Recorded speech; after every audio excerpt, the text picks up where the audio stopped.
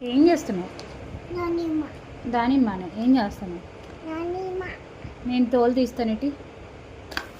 ఇటీ ఏయ్, అట్లా కాదు, నీకు రాదు. ఏం కాయ అది? ఏంటిది అది? ఏం పండు? ఏం ఫ్రూట్ అది? అవునా, తింటావా? కొయ్యాలా? నీకు రాదు కదా కొయ్యడం.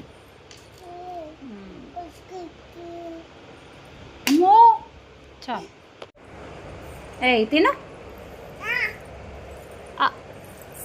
మరి ఎందుకు అడిగావే తింటా అని? తింటా అన్నావా? దానిమ్మనే. చంపు దానిమ్మ తింటా అన్నావు నాతో.